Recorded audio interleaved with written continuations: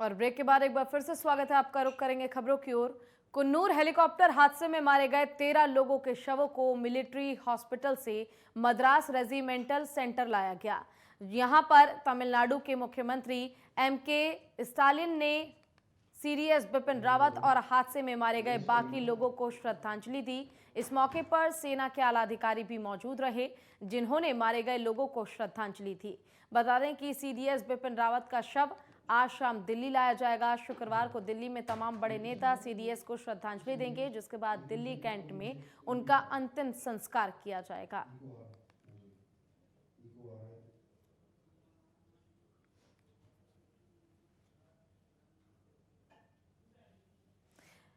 और वेलिंगटन, ये वो जगह जहां कल एक कार्यक्रम का आयोजन किया जाना था, जहां छात्रों के बीच सीडीएस बिपिन रावत पहुंचने वाले थे कार्यक्रम को संबोधित करने के लिए, लेकिन उससे पहले तमिलनाडु के कुन्नूर में ये बड़ा हादसा हुआ, जहां पर हेलीकॉप्टर क्रैश हुआ और एक एक करके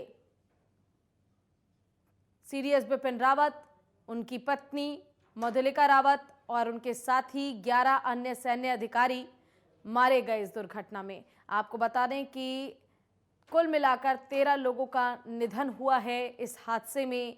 13 लोग इस घटना के शिकार हो गए। मद्रास रेजिमेंटल सेंटर इन सभी पार्थिव शरीर को लाया गया है, जहां पर सैन्य सम्मान के साथ इन सभी को विदाई दी जाएगी।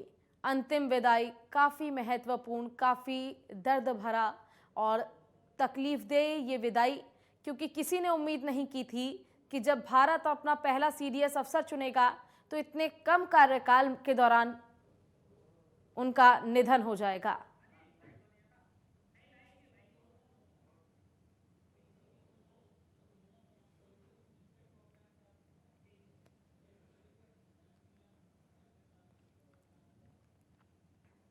आपको बता दें कि तमिलनाडु के मुख्यमंत्री ने भी सभी को श्रद्धांजलि अर्पित की है। एमके स्टालिन ने अपनी श्रद्धांजलि अर्पित की सभी को।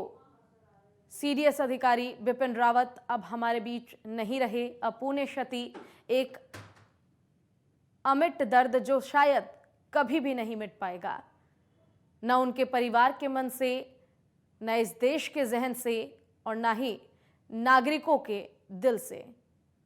अपने शौर्य और अपने बेबाकी के कारण जाने जाते थे सीडीएस बिपिन रावत। हालांकि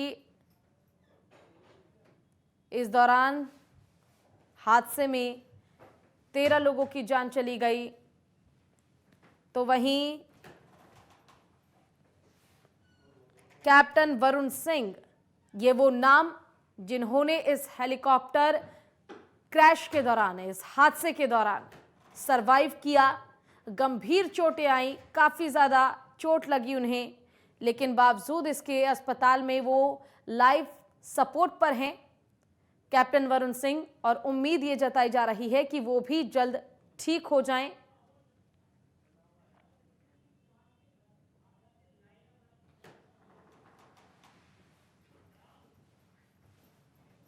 और आगरा से पृथ्वी सिंह चौहान के घर से हमारे संवाददाता हमारे साथ लाइव जुड़े हुए हैं और हमारे संवाददाता से ये जानने की कोशिश करेंगे, जिस तरह से ये अपूर्ण्य क्षति पूरा देश आज सह रहा है, सीडीएस बिपिन रावत अब हमारे बीच नहीं रहे, इसका क्या कुछ असर देखा जा रहा है आगरा में भी? क्योंकि अगर हम नजर घुमाएं तो देश के ऐसे तमाम राज्य हैं जहां पर उन्हें श्रद्धांजलि दी जा रही है और कहा जा रहा है कि सीडीएस बिपिन रावत को भूला नहीं जा सकता, वो हमेशा अमर रहेंगे।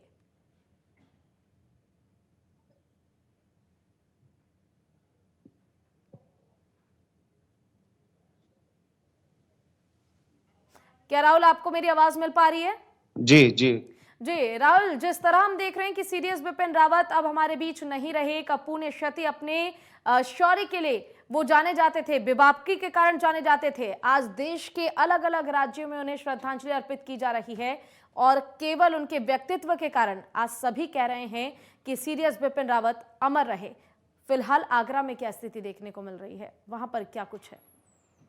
देखिए, बिल्कुल ज़ाहिर है कि पूरा देश ही इस माहौल में गमगीन है और सबसे बड़ी बात तो ये है कि आगरा में भी जो उनके साथ जो विंग कमांडर मौजूद थे, हम उन्हीं के घर पे बाहर मौजूद हैं हुँ, और ज़ाहिर है कि इस क्षति को कोई पूरा नहीं कर सकता है और पूरा देश ही पूरा गमगीन माहौल है। मैं इस समय बता दूँ कि जो उनके साथ विंग कमांडर मौजूद थे हुँ, पृथ्वी सिंह चौहान, हम उनके घर के बाहर ही हैं। हुँ, लोगों में देखिए, मैं एक बार आपको भीड़ दिखाने की कोशिश करता हूँ, लोग लगातार उनके घर के बाहर इकट्ठा हैं और माहौल घर में तो सभी जानते हैं कि इस समय ऐसा माहौल है कि इसको कोई भुलाया नहीं जा सकता और सत्य बात ये है कि 4 भाई-बहनों में सबसे छोटे थे हुँ, पृथ्वी सिंह चौहान और सबसे बड़ी बात ये है कि अभी रक्षाबंधन पर ही वो अपने परिवार से 31 साल बाद अपनी बहनों से उन्होंने राखी बँधवाई थी, बहुत बड़ी हुँ, बात थी हुँ, और चूँकि जिस तरह से घर पे बात हो पाई, उनके पिताजी से बात हुई, उन्होंने कहा कि बहुत ही मतलब कहते हैं कि सरल व्यवहार व्यवहार के थे पृथ्वी सिंह चौहान और देखिए किस तरह से लगातार अभी डीएम और एसएसपी आए हुए हैं, तमाम पार्टी के नेता और कोई हर व्यक्ति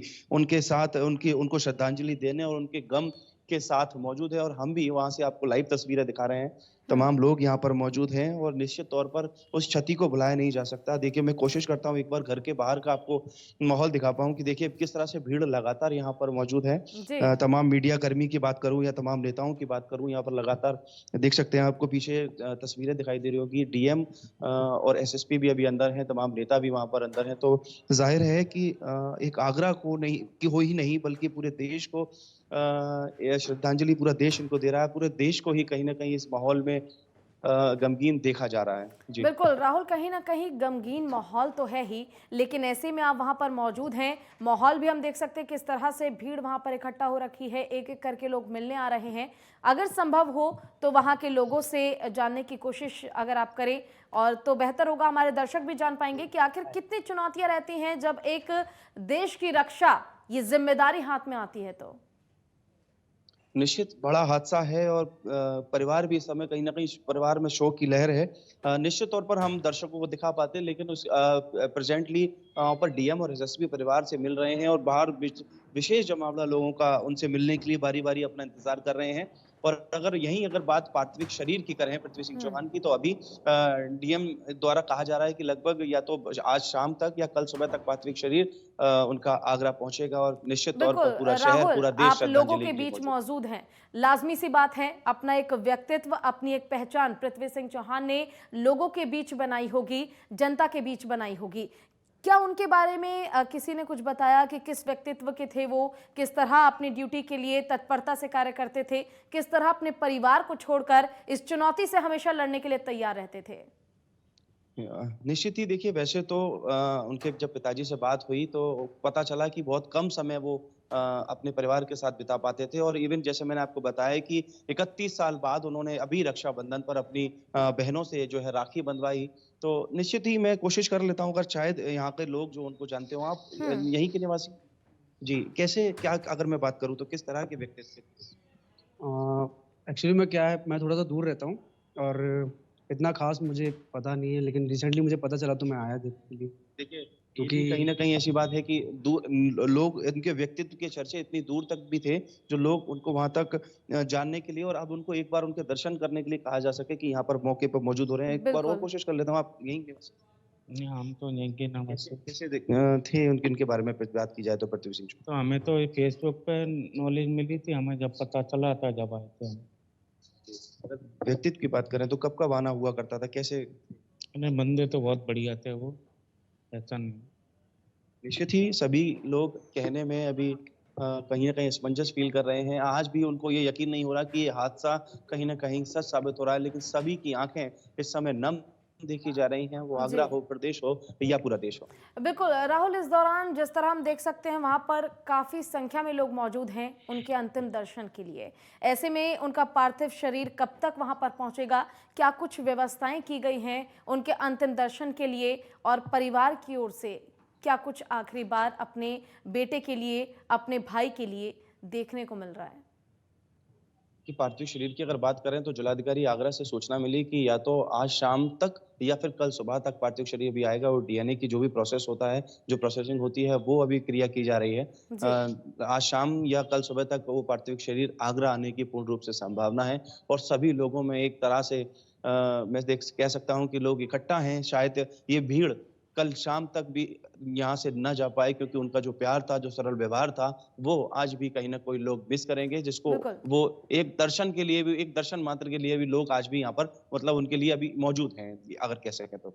बिल्कुल ऐसे में ये जो तस्वीरें आपने दिखाई, तमाम जानकारी हमारे साथ साझा की कि किस तरह लोग उनके पार्थिव शरीर के अंतिम दर्शन के लिए इंतजार कर रहे हैं और सभी को सिर्फ इंतजार है अपने उस देश के जाबाज और होनहार अधिकारी से और बेटे से मिलने का, जिसने देश के लिए और अपने प्राण गंवा दिए। ना जाने अपने पीछे कितनी ही जिम्मेदारियां वो छोड़ कर गए होंगे अपने परिवार के ऊपर। ऐसे में हम भी यही उम्मीद करते हैं कि परिवार को भगवान की ओर से शक्ति मिले कि वो इस दुख को, इस तकलीफ को सह सके। आपका बहुत बहुत शुक्रिया तमाम जानकारी के लिए, तस्वीरें दिखाने के लिए।